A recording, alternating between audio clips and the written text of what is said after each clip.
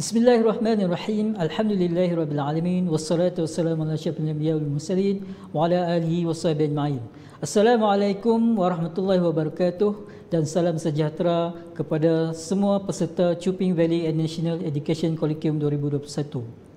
Alhamdulillah, pada hari ini saya akan membentangkan satu kertas kerja yang bertajuk Kebolehgunaan Aplikasi Model Pendidikan Islam dan Moral ataupun singkatannya AMPI dalam pengajaran dan pembelajaran di Kolej Komuniti Malaysia. Sebelum saya memulakan pembentangan, terlebih dahulu saya ingin memperkenalkan diri saya dan juga ahli kumpulan saya. Nama saya Muhammad Fuad bin Kasim dan rakan saya iaitu Muhammad Fadli bin Ahdun dan juga Puan Amira bintu Ammar. Kami daripada Kolej Komuniti Arau. Sedikit pengenalan mengenai pembentangan kami hari ini. Apps Model Pendidikan Islam dan Moral ataupun AMPI merupakan satu aplikasi yang dapat membantu proses pelaksanaan PDP, khususnya bagi model pendidikan Islam dan moral di Kolej Komuniti. Cetusan idea untuk menghasilkan aplikasi ini terhasil apabila pensyarah mendapati pelajar tiada buku nota atau bahan rujukan khusus untuk digunakan bagi model tersebut. Penyataan masalah. Masalah yang dihadapi semasa melaksanakan PDP ialah pelajar tiada buku nota atau bahan rujukan khusus untuk modul yang dinyatakan. Oleh itu, pelajar hanya mendapat penerangan tentang modul melalui pensyarah di dalam kelas sahaja. Ini menimbulkan kesukaran kepada pelajar untuk mengulang kaji sekiranya terdapat kuis, tugasan dan ujian yang perlu dilaksanakan. Sedikit pengenalan mengenai produk AMPI. Aplikasi ini direka bentuk agar dapat memudahkan pelajar mengakses nota atau bahan rujukan serta dapat menjawab soalan-soalan kuis yang disediakan. Aplikasi ini boleh diakses dengan menggunakan telefon pintar sesuai dengan saranan Kementerian Pengajian Tinggi iaitu menjalankan proses PDP secara atas talian terutama semasa tempoh PKP dilaksanakan sekarang ini. Objektif kajian. Kajian ini dijalankan bagi mengkaji potensi aplikasi AMPI sebagai alat pembelajaran kendiri menerusi penggunaan medium pembelajaran mudah alih. Objektif khusus kajian ini adalah seperti berikut. Yang pertama, mengkaji kesan penggunaan AMPI di antara kumpulan kawalan dan kumpulan eksperimen terhadap sikap pelajar Kolej Komuniti.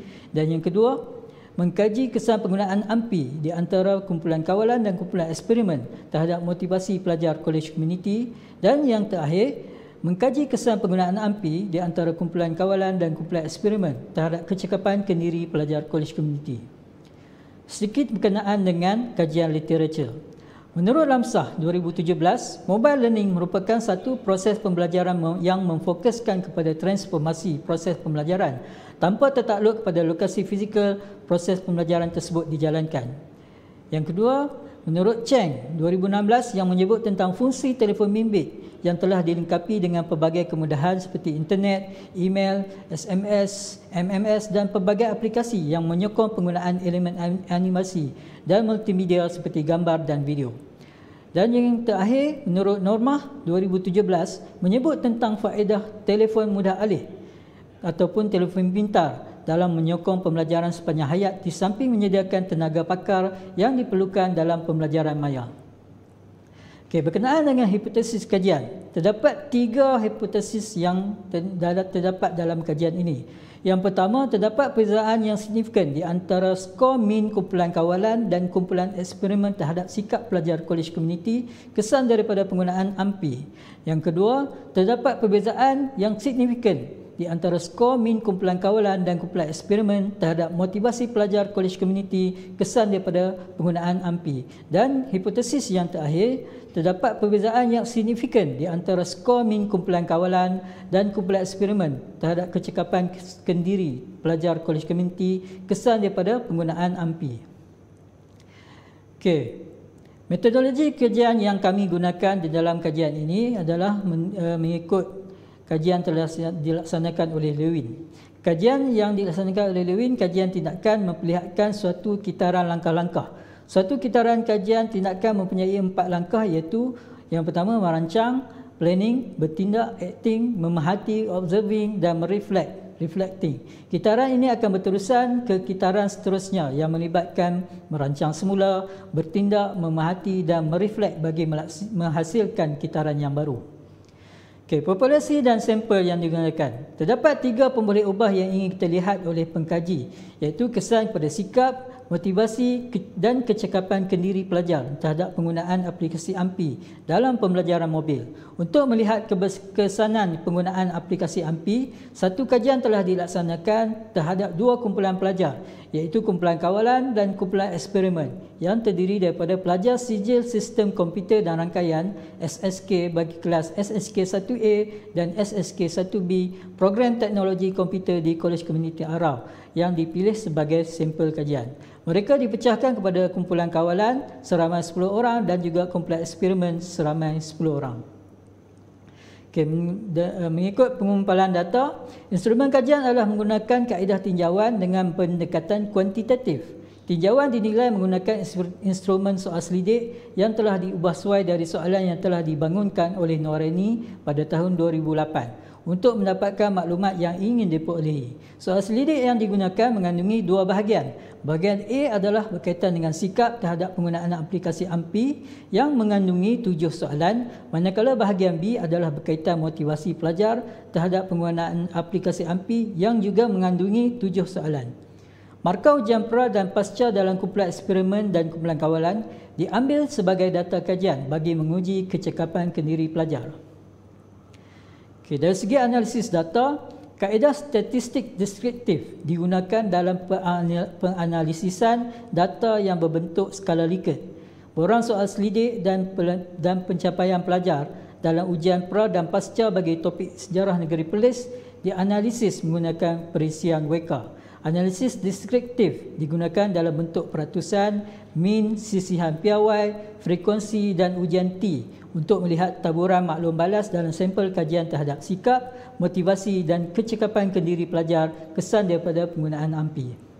Okey, dari segi dapatan kajian, mengenai sikap, berdasarkan jadual di atas, nilai T bagi perbandingan skor ujian terhadap sikap pelajar kolej komuniti kesan daripada penggunaan aplikasi AMPI adalah T bersamaan 1.902.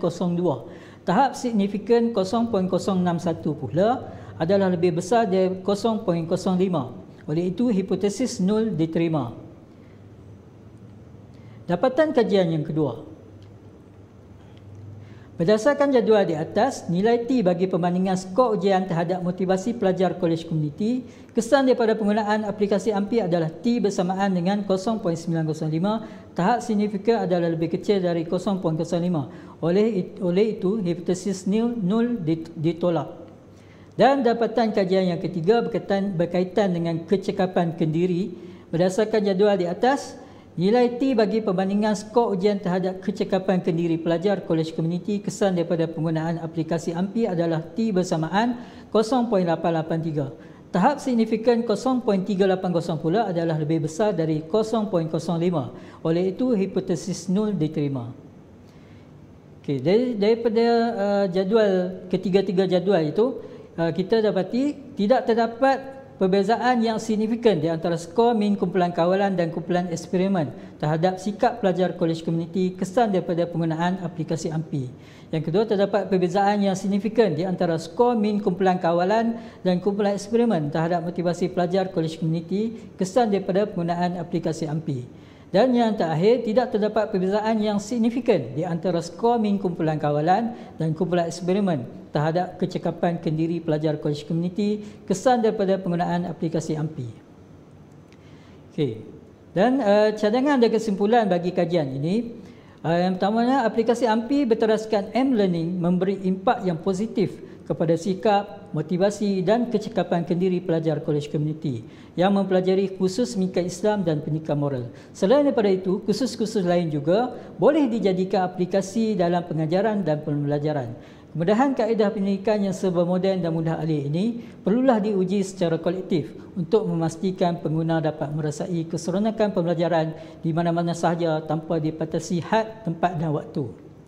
Okay, sekian dulu pembentangan saya pada hari ini. Apa yang baik itu datangnya daripada Allah SWT dan segala kekurangan itu datangnya dari diri saya sendiri. Saya sudahi dengan wabillahi taufiq wal hidayah. Wassalamualaikum warahmatullahi wabarakatuh.